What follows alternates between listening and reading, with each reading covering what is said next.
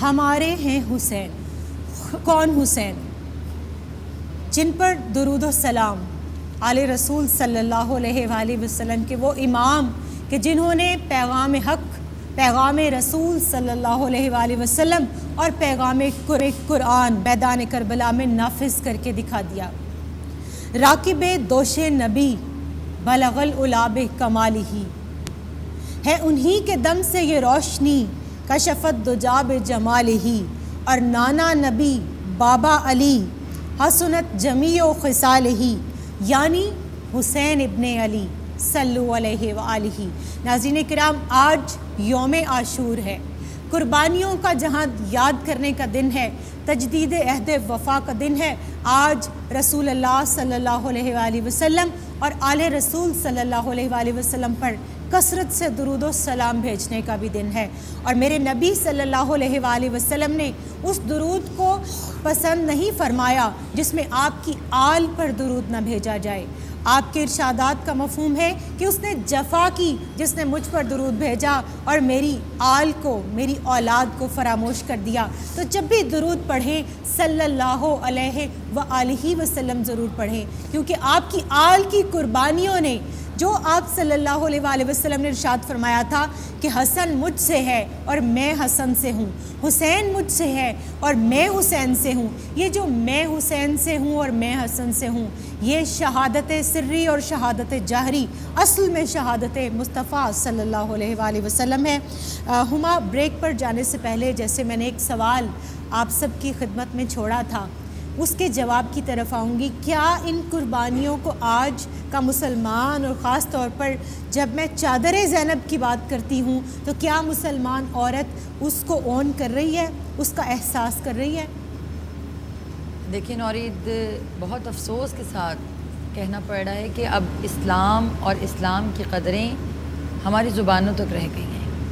سراپوں میں اگر اسلام تلاش کریں تو ہمارا سراپا بھی ظاہری طور پہ بھی ویسا نہیں ہے جیسا اسلام چاہتا ہے. تو اگر معاشرے کی بات کریں، معاشرے میں اسلام رہ تو گیا ہے، جیسے قیامت کی نشانیوں سے میں لکھا گیا تھا کہ اسلام ہوگا مگر مفقود ہو جائے گا، قرآن ہوگا مگر حروف مٹ جائیں گے. مطلب یہ وہ چیزیں ہیں کہ حروف مٹنا کوئی اس طرح نہیں مٹیں گے، کرداروں میں سے قرآن ختم ہو جائے گا. تو جب ختم ہو جائے گا تو پھر کربلا جیسے واقعات کی ضرورت ہے اسلام کو دوبارہ زندہ کرنے کے لیے. اسی لیے تو کہتے ہیں نا کہ اسلام زندہ ہوتا ہے ہر کربلا کے بعد. بالکل. کربلا کا یہ مطلب نہیں ہے کہ ایک میدان ہو وہیں جنگ ہو. ہر شخص کو اپنے اندر کے باطل سے لڑنا ہے، ہر شخص کو اپنے اندر وہ میدان جنگ تیار کرنا ہے جہاں اپنے کردار سے وہ کفر کو مارے، اپنے کردار سے ریاکاری کو مارے، اپنے کردار سے اپنے اندر اسلامی تعلیمات کو اس طرح رائج کر دے کہ جب وہ باہر نکلے تو وہ مسلمان نکلے جو حبیب کبریا چاہتے تھے. سبحان اللہ. یہ کردار اور یہ میسج کربلا ہمیں دیتی ہے، اور مولا حسین نے بتایا اپنے کردار سے کہ ایک مسلمان کو کامل ہونے کے لیے سب سے پہلے اس کے اندر برداشت، سب سے پہلے اس کے اندر صبر اور ان تمام جذبات سے محبت الہیہ. جب خدا کی محبت ہر محبت پہ غالب آ جائے تو یہ چھوٹی چھوٹی مصیبتیں انسان کو نفس مطمئنہ بنا دیتی. بالکل. اور پھر یہ دیکھیں عافیہ صاحبہ کہ محبت الہی کی جو بات ہما کر رہی ہیں، محبت رسول صلی اللہ علیہ وآلہ وسلم در حقیقت محبت الہی ہے، اور محبت اہل بیت اطہار، محبت امام حسین علیہ السلام در اصل محبت رسول صلی اللہ علیہ وآلہ وسلم ہے. تو جنہوں نے کربلا کے میدان میں جن خواتین نے قربانیاں دی، بلکہ یہاں پر میں چاہوں گی تھوڑا سا حضرت فاطمہ ام البنین کے حوالے سے کہ وہ خود مدینہ میں موجود ہیں، یہاں میدان کربلا میں نہیں ہیں، مگر حضرت عباس علمدار کی صورت میں، اپنے باقی تینوں بیٹوں کی صورت میں اپنی قربانیاں تیار کر کے یہاں بھیج چکی ہیں. میں حضرت فاطمہ کے حوالے سے آپ نے بات کی ہے، تو فاطمہ کا کردار بہت بہترین کردار تھا. بے شک. سچ جانے بیٹی کس کی تھی؟ وہ اپنی ماں ہی کی بیٹی تھی.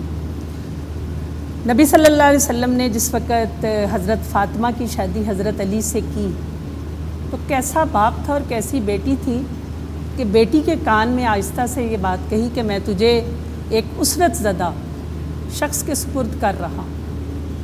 یہ بات تو پہلے سے جان لے، اور یہ حقیقت بھی ہے۔ شادی شدہ زندگی میں جب ان کو ایک دفعہ اطلاع ملی کہ نواسے بھوکے ہیں، تو پیارے نبی صلی اللہ علیہ وسلم خود بیٹی کے دروازے پر گئے اور شکایتاً یہ بات کہی کہ تم میرے علم میں یہ بات کیوں نہیں لے کر آئی؟ تو فاطمہ الزہرا نے جواب دیا، انہوں نے کہا کہ میں شکایت کیسے لے کر آپ کے پاس آتی؟ ابا، جب آپ نے مجھے رخصت کیا تھا تو آپ نے مجھے یہ کہا تھا کہ میں تجھے ایک اسرت زدہ کے سپرد کر رہا ہوں۔ آپ سوچیں کہ یہ سوچ جو ماں اپنے بچوں کو دے گی، یہ صبر، بھوک میں یہ صبر، یہ ابتدا ہے دراصل اس قربانی کی۔ اور پھر ہم دیکھیں جو میدان کربلا اس کی کے آگے اندر انتہا آئی، کیا اس کی ہے؟ انتہا میدان کربلا ہے، یہ جو وقت ہے یہ بہت کڑا وقت ہے، ظہر کا وقت، بالکل سخت گرمی کا موسم، سورج سوا نیزے پر، اور دھوپ جو ہے وہ تانبے کی طرح سے ریت کو گرما چکی ہے، اور ان چھوٹے چھوٹے ننھے ننھے پاؤں سیدہ سکینہ کے، میں ان کی اس صبر کو، ان کی اس پیاس کو کبھی نہیں بھولتی ہوں ماں، کہ اس میں ہم دیکھیں حضرت باقر علیہ السلام بہت چھوٹے ہیں ابھی، وہ بھی وہاں پر موجود ہے، ان کا بچپن بھی کربلا اپنی آنکھوں سے دیکھ رہا ہے۔ پھر وہاں پر ہم دیکھتے ہیں خیموں کے اندر خواتین عبادت گزاری میں مصروف ہیں، اپنی اپنی قربانیاں تیار کر رہی ہیں، اور سیدہ رباب نے کس طرح حضرت علی اصغر کو تیار کیا ہوگا، اس کے حوالے سے میں یہاں پہ یہ بات ضرور کہنا چاہوں گی، اسی بات کے حوالے سے کہ یہ میدان کربلا جو ہے، یہ سچی بات ہے کہ ان کی بات بڑی درست ہے، وہ صرف اس مارکے کا نام نہیں، اور جو نقشہ آپ نے کھینچا ہے کہ گرمی کی شدت اور حدت اور پیاس، حق کی سربلندی کے لیے، اعلائے کلمت الحق کے لیے اس شدت سے گزرنا پڑتا ہے، اور آدمی کو شہادت نام ہی اس بات کا ہے کہ اس کو ثابت کرنا پڑتا ہے کہ میدان کربلا سے گزر ہی کر اسلام جو ہے وہ زندہ ہوتا ہے۔ بدر و حنین سے بھی گزرنا پڑتا ہے، خندق کے میدان بھی آتے ہیں، تبوک بھی جو ہے وہ لگتا ہے، اور آج ضرورت اس بات کی ہے کہ جو عورت کے حوالے سے ناصرہ آپا نے بات کہی، بات یہ ہے کہ قربانی مقصد کے لیے ہوتی ہے، مشن کے لیے ہوتی ہے، اور اگر آج مسلمان ماں مقصد اور نصب العین دنیا کو بنا چکی ہے، تو سچی بات ہے کہ پھر وہ قربانی جو نشاط اسلامیہ کے لیے جس کی ضرورت ہے، اور وہ ہوگی، ان قربانیوں کا میں سمجھتی ہوں تذکرہ بہت ضروری ہے آج کی دنیا اس میں ان خواتین نے، کیونکہ ہماری آج کی دنیا جو ہے جا رہی ہے۔ وہ عافیہ صاحبہ، میں آپ کی طرف دوبارہ آتی ہوں، جسٹس صاحبہ، ہسٹری کی بات چل نکلی، وہ ہسٹری ہم سیلیبس کی صورت میں بچوں کے سامنے نہیں رکھتے، ہمارے بچوں کو نہیں پتا کربلا کیا ہے، مارکہ حق و باطل کیا ہے، کون کون سے کردار تھے، سیدہ ام رباب کون تھیں، سیدہ ام البنین کون تھیں، سیدہ ام فروا کون تھیں، ہمارے بچوں کو نہیں پتا۔ سنڈریلا پڑھا کر سیدہ زینب سلام اللہ علیہا کا کردار ڈیولپ کیا جا سکتا ہے۔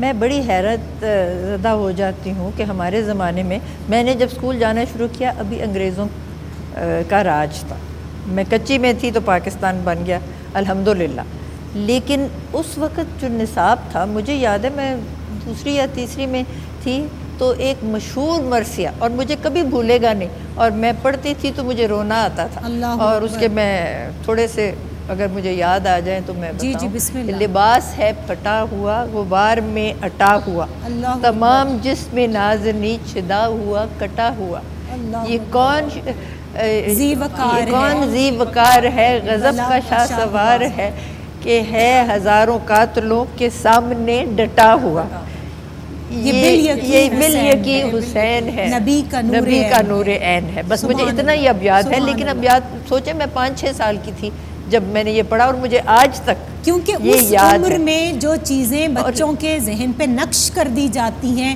وہ کبھی نہیں مٹتی نہیں۔ اب یہ انگریزوں کا نصاب تھا، کیونکہ تبدیلی نصاب میں لانے میں فوری طور پہ تو نہیں آئی، 10-12 سال لگے نصاب کو تبدیل، لیکن اب جو نصاب ہے، میں نے ایک چھوٹا سا یہ خیراتی اسکول کھولا ہوا ہے بچوں کے لیے، لیکن اس میں نصاب میں کوئی ذکر ثانیہ کربلا کا ہے ہی نہیں ہے. یہ بتاتے ہیں کہ جی ان کو 5 کلمے سکھائیں. ایک جگہ میں گئی مدرسے میں تو میں نے کہا کہ میں بچوں کے لیے میں چاہتی ہوں یہ فرسٹ ایڈ وغیرہ سیکھیں, تو کوئی نرسنگ ٹریننگ وغیرہ یہی تو آنی چاہیے. ہمارے غزوہ میں تبھی تو جو خواتین تھیں وہ تیمارداری کرتی تھیں. کہنے لگے نہیں جی نہیں, ہم نے تو ان کو یہ کچھ نہیں سکھانا. میں نے کہا میں سوئنگ مشینیں لا دوں تو اس پہ کوئی سلائی کڑھائی سیکھ لیں, کوئی گھر کا کام تو آئے. اب ان کو کیا ایک وہ آتے ہیں وہ کہتے ہیں کہ جی آپ بتائیں حضور صلی اللہ علیہ وسلم کی اونٹنی کے نام کیا تھے, ان کی بکریوں کے نام کیا تھے. اب ازواج مطہرات کا تو میں نے سنا ہے نا کہ جی نام پوچھنے کا کوئی سوال ہو, لیکن یہ چیزیں نصاب میں اگر مدرسوں میں بھی ڈالی جائیں اس کا کوئی فائدہ نہیں. اول تو میں سمجھتی ہوں مدرسوں میں اور اسکولوں میں ایک ہی نصاب ہونا چاہیے, اور اس نصاب کو پہلے رائج کرنے سے اس کا باقاعدہ مطالعہ کیا جائے, اسکالرز کریں, دیکھیں کہ اس میں جدیدیت بھی ہے اور تاریخ بھی ہے, جغرافیہ بھی ہے, تمام وہ چیزیں جو بچوں کو کاٹا نہ جائے جدید عصری علوم سے. یعنی آپ کا کہنے کا مطلب یہ ہے کہ جدید عصری علوم اور جو ہماری ہسٹری ہے, اور میں بڑے فخر سے کہتی ہوں جسٹس صاحبہ کہ تاریخ تو ہے ہی مسلمانوں کی, لیکن تاریخ تو پڑھائی ہی نہیں جاتی. میں بڑی حیران ہوں, تاریخ کا جو ہے نا موضوع ایز سچ یہ ہے ہی نہیں ہمارے نصاب. وہ ایک پتہ نہیں اس کو کیا کہتے ہیں, ایک سنگل لفظ ہوتا ہے جس میں ساری چیزیں ایک بنا کے نا مرغوبہ سا, تو وہ بچوں کو بتاتے ہیں جس میں کچھ بھی نہیں ہے, نہ جغرافیہ ہے, نہ تاریخ ہے, نہ دین ہے, بس وہ ملی جلی سی کوئی چیز ہے. تو اس طریقے سے بچوں کو احساس ہی نہیں ہوتا. اور پھر دیکھیے رسول اللہ صلی اللہ علیہ وآلہ وسلم نے جسٹس صاحبہ خود جب یہ ارشاد فرما دیا کہ اپنے بچوں کو 2 چیزیں سکھاؤ, ایک قرآن کریم کی تلاوت اور دوسرا میرے اہل بیت کی محبت. تو محبت سکھانا کس طرح سے, جس طرح ہم کہتے تھے پہلے مائیں لوریاں دیا کرتی تھیں, درود و سلام کی, نعتوں کی, اس کے بعد پھر اسکول کے اندر جب وہ جاتے تھے تو پھر جیسے آپ نے مرثیے کا تذکرہ کیا, سیلیبس کے اندر وہ چیزیں شامل ہوں, پھر یہ چیزیں ساتھ ساتھ چلیں, تربیت بھی اور تعلیم بھی. پھر کہیں جا کر وہ مسلمان عورت بنے گی جس کی گود میں محمد بن قاسم, سلطان محمود غزنوی اور شہدائے کربلا کے جانشین پیدا ہوں گے. آگے میں آپ کی طرف دوبارہ آتی ہوں. ہما, میں نے سوال جو چھوڑا تھا میں اسی کی طرف دوبارہ آؤں گی, جو جناب ام البنین کے حوالے سے تھا. جی بالکل, تھوڑا سا میں اس کو ڈسکرائب کرنا چاہوں گی, کیونکہ جناب ام البنین کے کردار کے بغیر ہم کربلا کو مکمل نہیں دیکھ سکتے. جناب ام البنین کو اگر کہا جائے, ام البنین کی نسبت کنیت ہے بیٹوں کی وجہ سے کہ خدا نے 4 بیٹے دیے, اور کربلا میں مولائے کائنات کی 2 ازواج ایسی تھی جن کی پوری نسلیں موجود تھیں. ان میں ایک جناب فاطمہ الزہرا سلام اللہ علیہا اور دوسری جناب فاطمہ کلابیہ عرف ام البنین. جی بالکل, 4 بیٹے رب العزت نے دیے, اور وہ 4 بیٹے جو تھے جناب ام البنین نے کربلا میں بھیجے. اور تربیت جس انداز سے کی ہے وہ تربیت میں آپ کو بتا نہیں سکتی. لوگ کہتے ہیں نا کہ جناب ام البنین مولا عباس کی ماں ہیں, میں کہتی ہوں نہیں, یہ مولا عباس کا غرور ہے کہ وہ ام البنین کے بیٹے ہیں. جس طرح انہوں نے تربیت کی ہے, جب قافلہ چلا تھا نا تو جناب ام البنین اپنے بیٹوں کو قافلے سے نکال کر واپس لائی تھیں.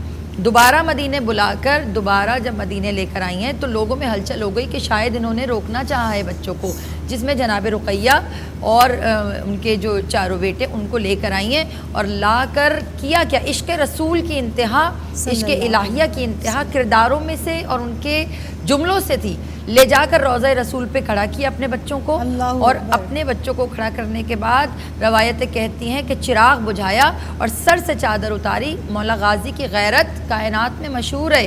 چادر اتار کر کہا کہ عباس میرے سر پہ ایک ہاتھ رکھو اور ایک روضہ رسول پہ رکھو, کہ جب تک تم زندہ رہو گے حسین پہ کوئی آنچ نہیں آئے گی. تب مولا غازی نے کہا تھا کہ اماں جب واپس آئیں گے نا تو واپس آنے والے لوگوں سے پوچھیے گا کہ عباس کی وفا کیا ہے.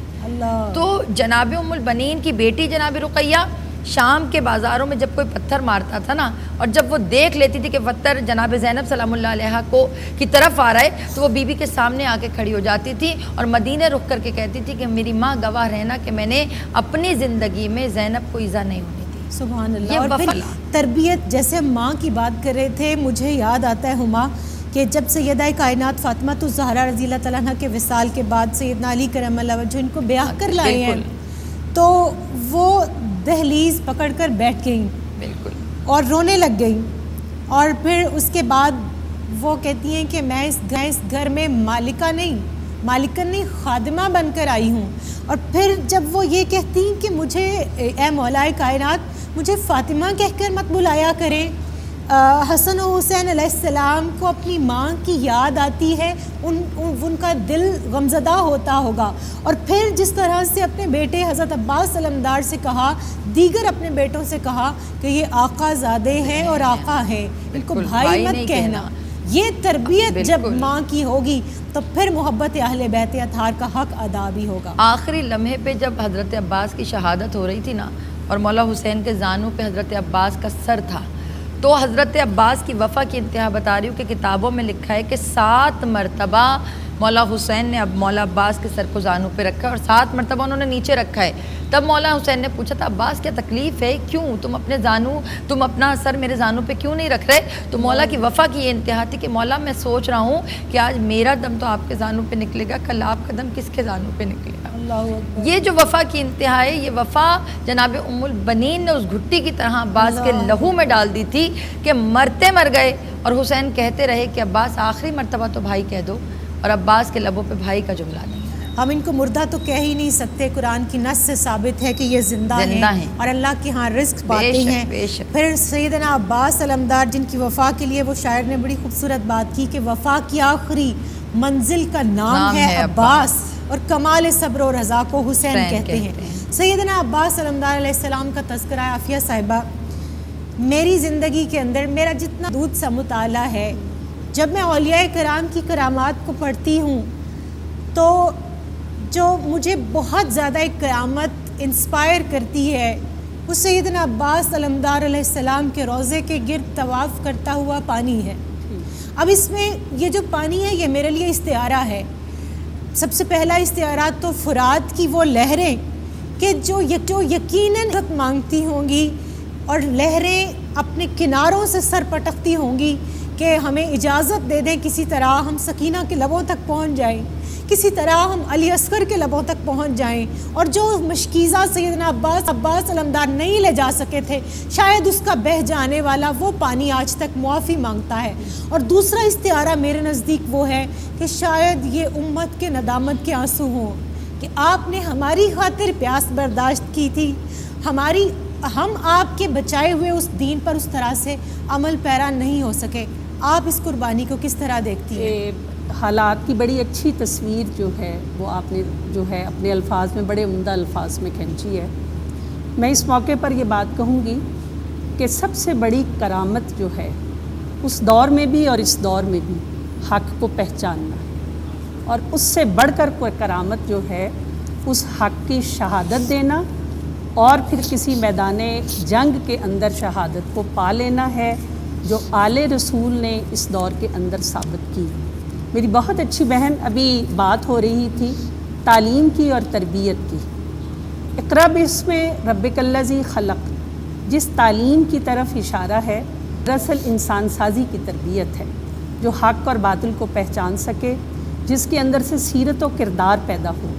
اور اسی تعلیم کا نتیجہ جو ہے وہ تربیت ہے جو امام حسین نے کربلا کے میدان میں ڈٹ کر حق کے ظالم حاکم کے سامنے کلمہ حق کو سربلند کرنا جو ہے وہ اس دور کی بہت بہت بڑی کرامت ہے. اور یہ دور اس وقت اس چیز کی تلاش میں. جہاں تک بات تربیت کی آتی ہے, جب تعلیم کی بنیاد درست ہوگی, جب نصاب سے پہلے ایک پالیسی مرتب کی جائے گی, اکابرین بیٹھ کر اسکالرز یہ بات سوچیں گے کہ وہ اس معاشرے میں سے کون سے کردار پیدا کرنا چاہتے ہیں, بالکل صحیح, وقت کی یزیدیت کے سامنے کس حسین کو کھڑا کرنا چاہتے ہیں, تو یقین جانیں مایوسی کے اس دور میں اگر آپ عالم اسلام کو اور کل دنیا کو دیکھتے ہیں تو حسین ہیں, موجود ہیں, بے شک ڈٹے ہوئے ہیں. لیکن سچ جانیں کہ ابھی اور خون کی ضرورت ہے, شہادتوں کی ضرورت ہے, ان ماؤں کی ضرورت ہے جو ایسے کردار پیدا کر سکیں. اور اس کی ابتدا میں میں یہ بات کہوں گی کہ آج نصاب تعلیم سے گزر کر حسین بھی پیدا ہوگا اور فاطمہ بھی پیدا ہوگی, حضرت خدیجہ کا کردار بھی جو ہے وہ دہرایا جائے گا، لیکن سوچنے کی بات یہ ہے کہ جب نصاب تعلیم مرتب کیا جائے تو یہ نہیں کہ آج ان صورتوں کو رکھ لیا جائے اور کل ان صورتوں کو نکال دیا جائے۔ تاریخ محمد صلی اللہ علیہ وسلم سے بات کی گئی ہے، اور قرآن جو تاریخ پیش کرتا ہے وہ آدم علیہ السلام سے لے کر محمد صلی اللہ علیہ وسلم کے زمانے تک تمام انبیاء کی بھی تاریخ ہے۔ وہ بھی تو حق و باطل ہی کا مارکا تھا، جو ابراہیم اور نمرود کے درمیان، موسیٰ اور فرعون کے درمیان، اور ہر کربلا کے میدان میں حسین اور یزید کے درمیان لگتا ہے۔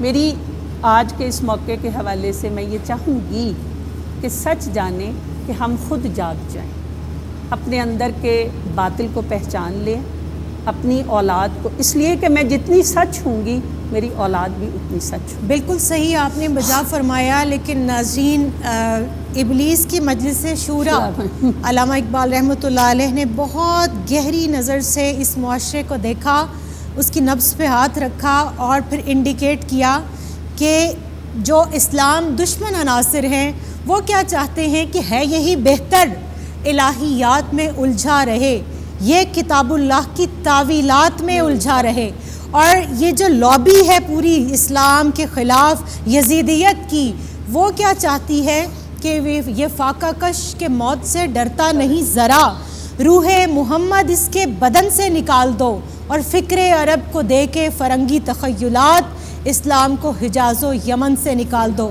مگر جب تک حسینی پیغام زندہ ہے، جب تک حسینی پیغام کو پھیلانے والے لوگ زندہ ہیں، جب تک میڈیا اپنی یہ رسپانسبلٹی، ادارے، نصاب ساز ادارے اور تمام تعلیمی مراکز اپنی یہ ذمہ داری ادا کرتے رہیں گے، تب تک اس معاشرے سے حسینیت کو ختم نہیں کیا جا سکتا۔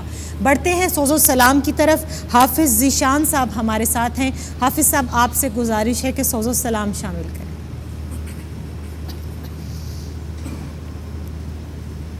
اندھیروں کو ضیا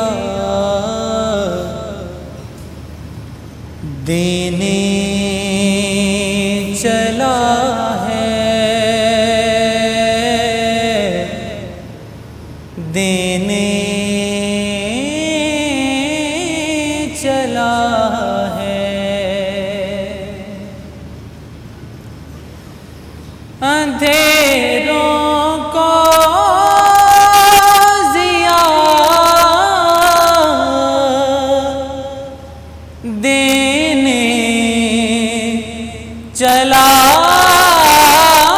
ہے،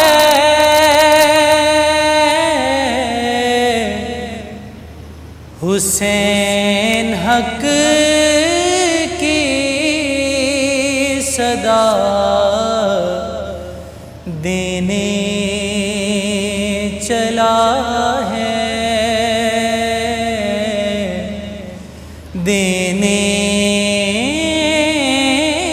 چلا ہے۔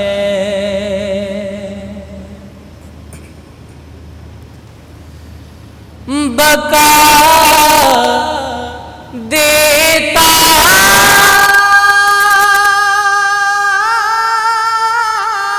ہے دین مومن کو یوں تو، بقا دیتا ہے دین مومن کو یوں تو، یہ دین کو بھی بقا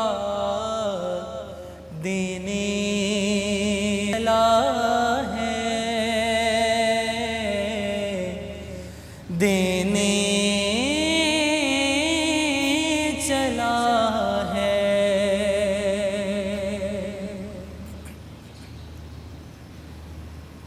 نبی کا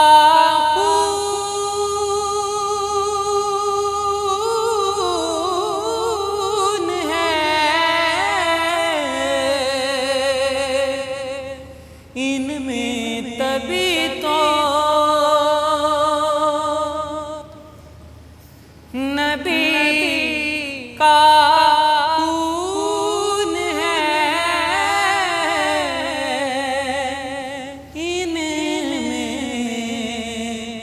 تبھی تو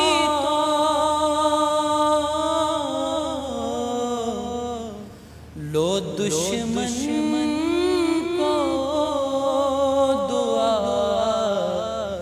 دینے چلا ہے، دینے چلا ہے۔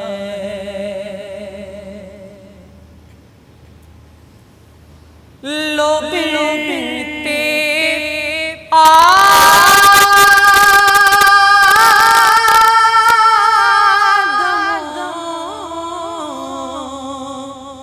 ہوا کے سر پر، لو بنتے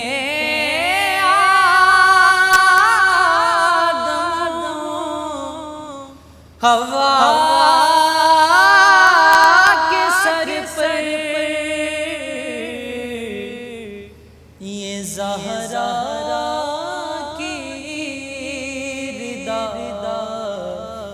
دینے چلا ہے، دینے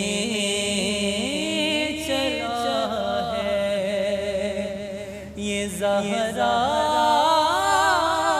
کی ردا دینے چلا ہے، دینے چلا ہے۔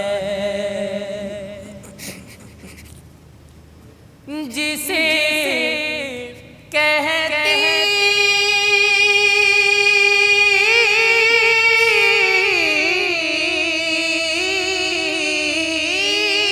ہے یہ دنیا پہ آسان، جسے کہتی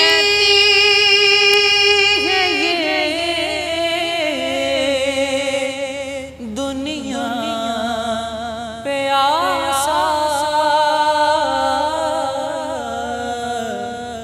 وہ صحرا کو گھٹا دینے چلا ہے، دینے چلا ہے۔ طبیب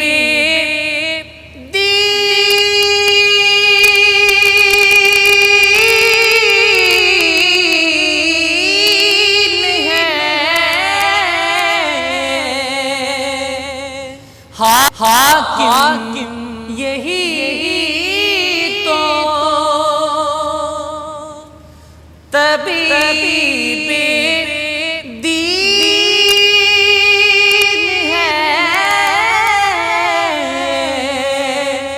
حاکم یہی تو مدینے سے دوا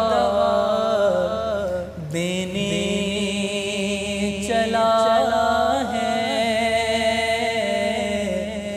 دینے چلا ہے۔ اندھیروں کو ضیا دینے چلا ہے، دینے چلا ہے۔ حسین حق کی صدا دینے چلا ہے، دینے چلا ہے۔ جزاک اللہ حافظ بھائی، آپ نے ہماری آنکھوں کا وضو کرا دیا۔ ناظرین، جب بھی ردائے سیدہ کائنات کی بات ہوتی ہے، جب بھی کربلا کی خواتین چادریں چھن جانے کی بات ہوتی ہے، میں بحیثیت مسلمان عورت کے بارگاہ سیدۃ العالمین میں اپنی ندامت پیش کرتی ہوں، اور میں سمجھتی ہوں یہ ہر مسلمان عورت کی ندامت ہے کہ اے سیدہ کائنات فاطمہ الزہرا رضی اللہ تعالیٰ عنہا، آپ نے مکہ میں جو قربانیاں دی، آپ نے ہجرت مدینہ کے وقت جو قربانیاں دی، آپ نے مدینہ النبی میں جو قربانیاں دی، آپ نے جو قربانیاں کربلا کے میدان میں بھجوائیں، اور آپ کی بیٹی سیدہ زینب سلام اللہ علیہا نے دیگر مخدرات عصمت نے جو قربانیاں دی، ہم ان کی لاج نہیں نبھا سکے، ہم آپ کی چادر کی لاج نہیں نبھا سکے، ہم اس عفت، اس عصمت اور اس کا خیال اور اس کا پاس نہیں کر سکے جو آپ نے امانت کے طور پر ہمارے لیے بھیجی ہے۔ ہمیں معاف کر دیجئے گا، اور آج میں شہداء کی روحوں کو استغاثہ بنا کر آپ کی بارگاہ میں استدعا کرتی ہوں اور اللہ سے دعا کرتی ہوں کہ اے اللہ رب الکریم امت مسلمہ کی بیٹیوں پہ رحم کر دے، ان کو وہ چادر تطہیر عطا فرما جس کے لیے یہ سارے ظلم توڑے اور سارے ظلم ان بیویوں نے برداشت کیے۔ ہما میرے تو جذبات میرا ساتھ نہیں دے رہے، اور میں سمجھتی ہوں کہ ہم ان قربانیوں کا حیا نہیں کر سکے، ان کا پاس نہیں رکھ سکے۔ کاش وہ ہماری اس ندامت کو اپنی بارگاہ میں قبول کر لیں۔ جب سیدہ رباب کی قربانی کی بات آتی ہے، کیسے انہوں نے سیدنا علی اصغر کو تیار کر کے میدان میں بھیجا، اس کے بارے میں بتائیں۔ نورید، جناب رباب کربلا کا وہ نازک کردار ہیں کہ جو محبت کی مثال مولا حسین اور جناب رباب کی ملتی ہے، کہ جناب رباب کے لیے مولا حسین نے جملہ کہا تھا کہ جس گھر میں رباب نہ ہو وہ مجھے گھر پسند نہیں ہے، اللہ اکبر۔ جس گھر میں سکینہ نہ ہو مجھے اس گھر میں سکون نہیں آتا۔ اور آپ فرماتے ہیں کہ جب یہ اپنی نانی کے گھر رباب چلی جاتی ہیں تو میرے لیے راتیں متصل ہو جاتی ہیں، یعنی ان کے لیے دن نہیں چڑھتا۔ بالکل صحیح فرمایا آپ نے۔ اور جناب رباب کا جو شجرہ اگر آپ پیچھے سے دیکھیے تو بادشاہت کے انداز سے اس دور سے وہ لے کر آئے امام حسین علیہ السلام۔ اب اس طرح کی لائف سٹائل کو چھوڑ کر سب سے پہلے تو امام حسین کے ساتھ رہنا، اور پھر مدینہ سے کس طرح نکلی ہیں کہ ابھی سیدنا علی اصغر چند دن کے تھے۔ اور جو آپ کی بات کر رہی ہیں، میں اکثر بات کرتی ہوں کہ اہل بیت اطہار کی خواتین کا یہ مشکلیں برداشت کر جانا، وہ تو تھے ہی صبر کی سل، لیکن وہ خواتین جو منسلک ہوئی رشتہ ازدواج میں ان لوگوں کے ساتھ، انہوں نے بھی صبر کی وہی منزل دکھائی جو اہل بیت اطہار کی خواتین نے دکھائی، کیونکہ ان کی صحبت میں تربیت ایسی پا گئے کہ اس کے بعد قربانی میں پیش ہونا، اپنے بچوں کو پیش کرنا، ان کے کردار کا بدرجہ اتم جو تھا مرتبہ بن گیا، کیونکہ مشکل کشا کا گھرانہ ہے، مشکلیں ان پر مشکلیں رہی نہیں۔ بے شک۔ اور جو جناب رباب کے آپ کردار کی بات کر رہی ہیں، کربلا کے بعد بھی جناب رباب نے وفا نبھائی ہے، اور لکھا ہے کہ اس سے پہلے میں چاہوں گی میں وہی بتا رہی ہوں کہ حضرت علی اصغر کو جو تیار کیا، اسی محبت سے میں ریلیٹ کر رہی تھی کہ اس قدر محبت تھی اپنے ششماہ بیٹے سے کہ جب شہادت ہو گئی، امام حسین کی شہادت ہو گئی، اس کے باوجود جب لوگ کہتے تھے نا ٹھنڈا پانی پئیں، تو جناب رباب کہتی تھی نہیں، میرا اصغر پیاسا شہید ہو گیا، اور کبھی سائے میں بیٹھی نہیں سائے میں بیٹھی کہ میرے حسین کے روضے پہ ابھی تک مرقد پہ دھوپ ہے تو میں سائے میں کیسے بیٹھ جاؤں۔ یہ وفا کی مثال ہے۔ تو میں محبت اس لیے ریلیٹ کر رہی تھی کہ ماں کو اتنی محبت تھی کہ شہادت کے بعد بھی بھولی نہیں ہے، اتنے سے بچے کو تیار کس طرح کیا ہے کہ رات کو شب عاشور روایتیں کہتی ہیں کہ رات میں کتنی مرتبہ جناب رباب نے اصغر کے بالوں کو سنوارا ہے۔ اللہ اکبر۔ جب ماں اپنے بچے کو تیار کر کے کہیں بھیجتی ہے تو ماں زلفیں سنوارتی ہے، بوسے دیتی ہے، تو جناب رباب کا جو جملہ تھا وہ کیا جملہ تھا؟ کمر پہ چھوٹا سا ایک پٹکا باندھا اور انہیں پیار سے کہتی تھی میرے ننھے مجاہد، میرا چھوٹا سپاہی، اور ماتھے پہ بوسہ رکھ کے کہا کہ بیٹا صبح شہادتوں کے دن ہے۔ دیکھیے یاد رکھیں، آپ بھی ایک ماں ہیں، آپ سمجھتی ہیں کہ بچہ کتنا بھی چھوٹا ہو مگر ماں کے اشاروں کو سمجھتا ہے۔ اسلام میں تربیت تو ارحام مادر سے شروع ہو جاتی ہے، تو ماں گفتگو کر رہی ہے کہ بیٹا تمہاری ماں سادات گھرانے سے تعلق نہیں رکھتی، کل سارے بنی ہاشم جائیں گے شہادت کے لیے، یہ نہ ہو کہ تمہاری ماں کا سر جناب فاطمہ الزہرا سلام اللہ علیہا کے سامنے جھک جائیں۔ یہ جملہ جب کہا تو انہوں نے ایک جملہ کہا کہ بیٹا اگر کوئی مصیبت آئے نا تو تم نے اس طرح سہنا ہے کہ کل کو کوئی مجھے انگلی اٹھا کے نہ کہے کہ تمہارا بیٹا تھا برداشت نہیں کر سکتا. اللہ اکبر. اور روایتیں کہتی ہیں کہ مولا حسین کو کسی کی شہادت نے اتنا نہیں توڑا جتنا شہزادہ علی اصغر کی شہادت نے توڑا. جب استغاثہ بلند کیا مولا نے, یہ جو وقت اب ہم گزار رہے ہیں عصر کا وقت قریب ہے, اور یہ وہی وقت ہے کہ جب امام حسین علیہ السلام خیمے سے نکل کر دائیں بائیں دیکھ کر کہا تھا نا کہ حل منا سرین سلنا, جب آواز دی تھی کہ کوئی ہے جو میری مدد کے لیے آئے. روایتیں کہتی ہیں پوری کربلا میں اصغر 3 دن کی پیاس سے نہیں روئے, لیکن واحد وہ وقت تھا جب اصغر کے رونے کی آوازیں خیمے سے باہر آئیں. وہ وقت کون سا تھا؟ جب مولا حسین نے استغاثہ بلند کیا. اللہ اکبر. حسین کے استغاثے پہ شہزادہ علی اصغر نے خود کو گہوارے سے گرایا کہ جیسے کہنا چاہ رہے ہوں کہ مولا اب میرا وقت آ گیا ہے. مولا حسین اندر تشریف یہ لائے. شوق شہادت ہے اس گھر, اس خانوادے کے ایک 6 ماہ کے بچے کا گود میں جب مولا لے کر گئے ہیں نا, تو مولا نے صرف یہ, لوگوں نے, آپ کو پتہ ہے روایتیں کہتی کہ لوگ سمجھے کہ حسین قرآن لے آئے ہیں.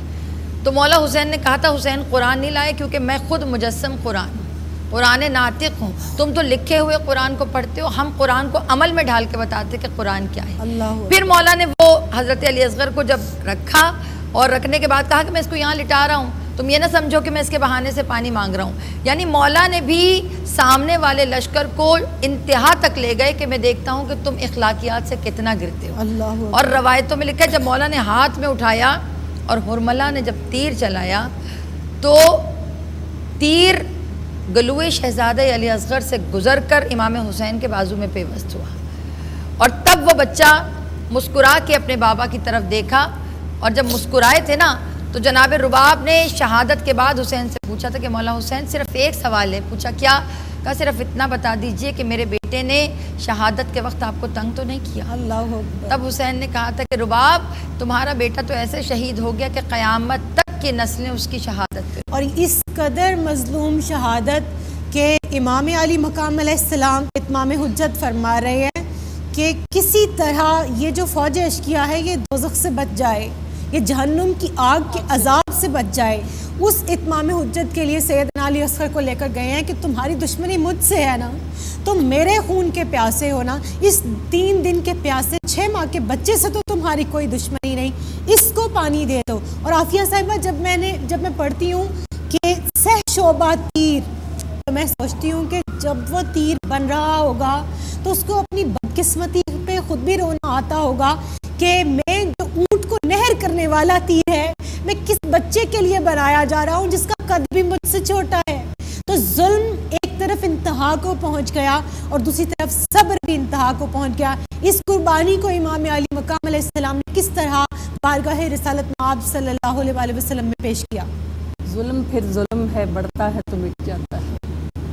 اور دوسری بات جو شہادت کا امام علی اصغر کی, اور آپ نے سارا نقشہ جو ہے سارا پیش کیا ہے, یہ شہادت گہے الفت میں قدم رکھنا ہے. لوگ آسان سمجھتے ہیں مسلمان ہونا. بات یہ ہے کہ تاریخ رکی نہیں ہے, تاریخ چل رہی ہے, تاریخ بن رہی ہے. سوچنے کی بات یہ ہے کہ آج کی اس بنتی ہوئی تاریخ میں ظلم کی جو تاریخ چل رہی ہے اس میں ہم سب اپنا کردار جو ہے وہ کس طرح سے ادا کرتے ہیں. ہم حق کی خاطر قربانی دینا, لب کشائی کرنا, اور سب سے پہلا مرحلہ حق کو پہچاننا, اور سب سے آخری مرحلہ یہ کہ اس کے لیے شہادت دینا.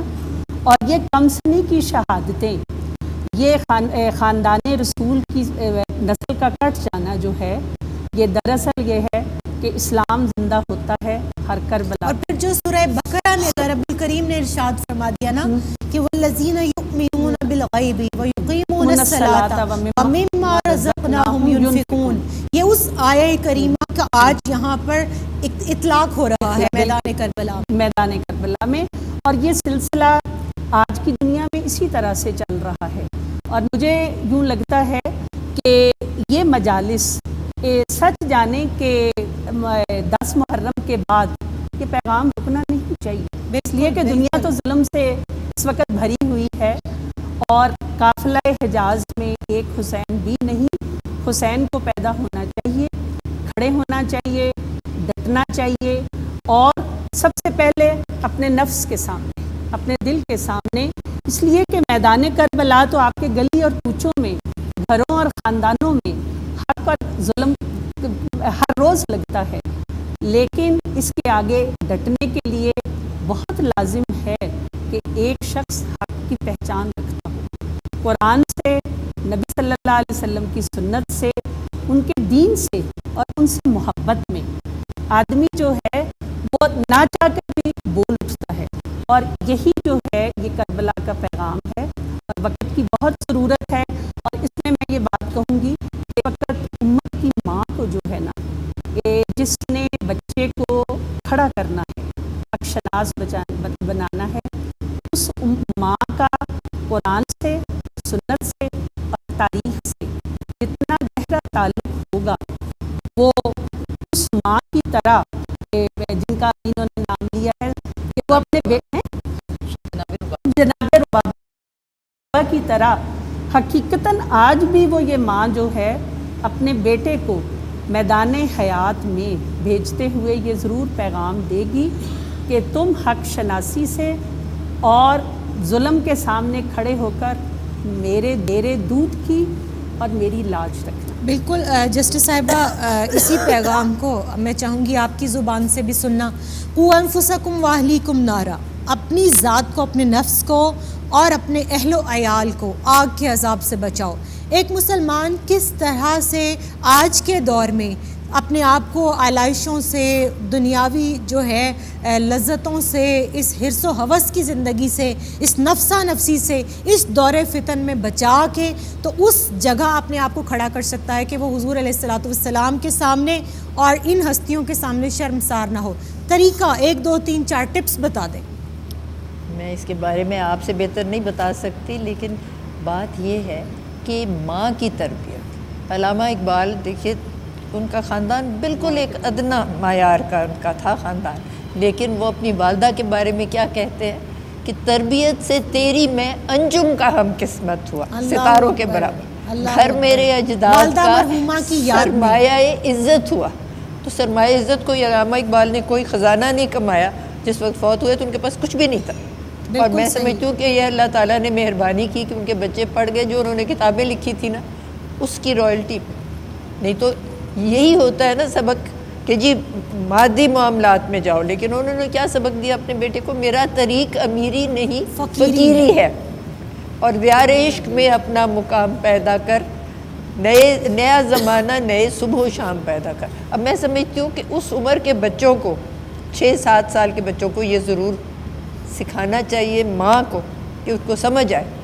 ہم اسکول میں لب پہ آتی پڑھتے ہیں، جب میں چھوٹی تھی ہمارے اسکول میں بھی لب پہ آتی ہوتا تھا، لیکن انگریزوں کی حکمرانی کا زمانہ تھا، لیکن مطلب کسی کو نہیں پتہ۔ بالکل صحیح۔ جب تک آپ کو پتہ نہیں ہو لب پہ آتی ہے دعا کا مطلب کیا ہے، دعا بن کے تمنا میری زندگی شمع کی صورت ہو۔ کیا ہے شمع؟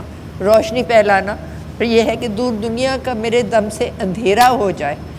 اس وقت تو دیکھیں نا ہمارے اسلامی ممالک میں ایسے ظلم و ستم کے واقعات ہیں، اور پھر جب ہم کربلا کو جسٹس صاحبہ سامنے رکھتے ہیں، کیونکہ اس وقت شہادتوں کا وقت ہے، تو میری آنکھوں سے وہ چشم تصور میں وہ منظر اوجھل نہیں ہو پا رہا کہ جب سیدہ ام فروہ نے ناظرین اپنی قربانی، ایک بیوہ نے سیدنا حسن علیہ السلام کے لال کو، اس حسن مجسم کو، اس چہرہ والضحیٰ کے پرتو کو، حضرت قاسم کو تیار کر کے میدان میں بھیجا ہوگا، اور میں اس وقت کیسے سلام پیش کروں سیدہ زینب سلام اللہ علیہا کو کہ وہ کہتی ہیں تب تک قاسم میدان میں نہیں جا سکتا جب تک کہ میرے اون و محمد اللہ کے دین پر اور امام علی مقام پر قربان نہیں ہو جاتے، اور پھر ان کو بھیجتے وقت کہتی ہیں دیکھو میرے دودھ کی لاج رکھنا،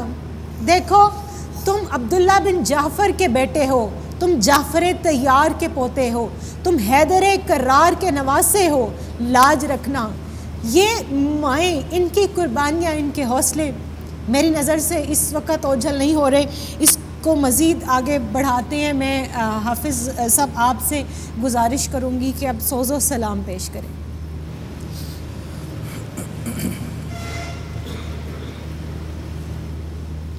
تھا میرے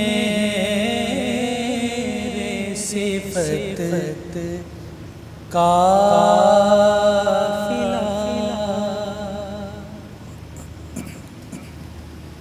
تھا میرے صفت قافلہ،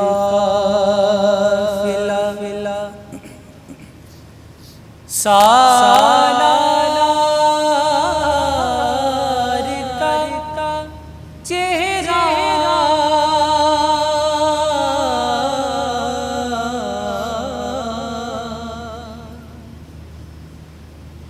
نیزے پہ دمکتا رہا، سردار کا چہرہ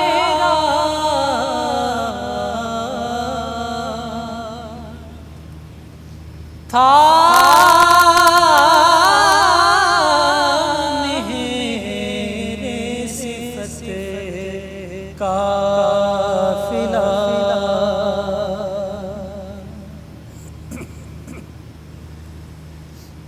وہ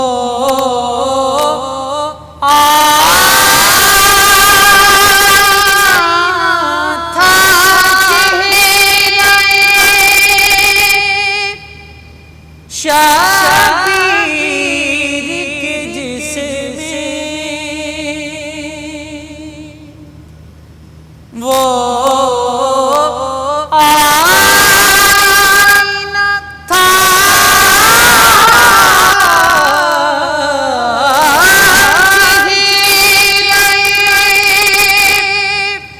شبیر کے جس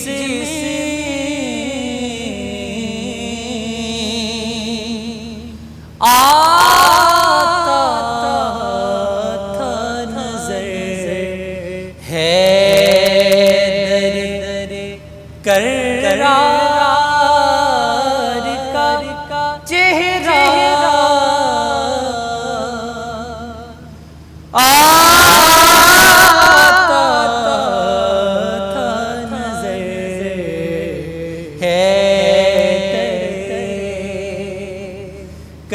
کرار کا چہرہ،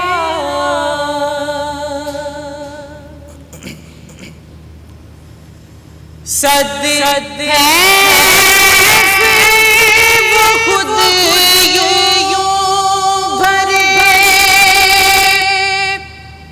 بازار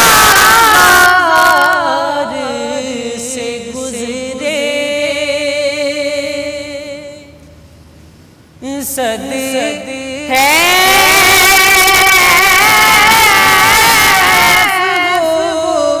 خود یوں بھرے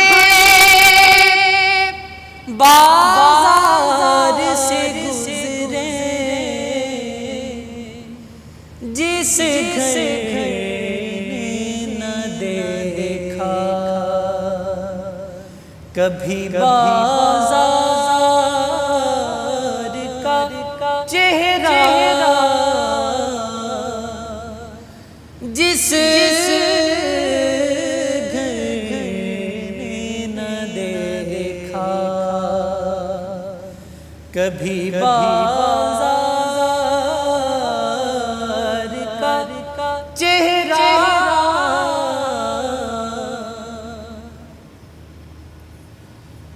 اور اشکوں کی طرح تھے جو ستارے شب عاشور، اشکوں کی طرح تھے جو ستارے شب عاشور، تھا چاند بھی ایک اڑ کے عزادار کا چہرہ تھا چاند بھی ایک ان کے عزادار کا چہرہ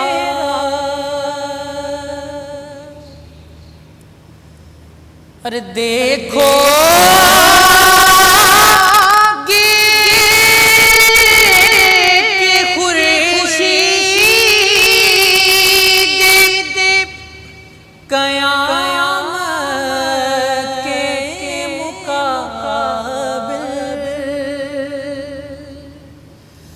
دیکھو گے کہ خورشید قیامت کے مقابل لا دے گا نصیر کے پرستار کا چہرہ لا دے گا نصیر کے پرستار کا چہرہ نیزے پہ دمکتا رہا سردار کا چہرہ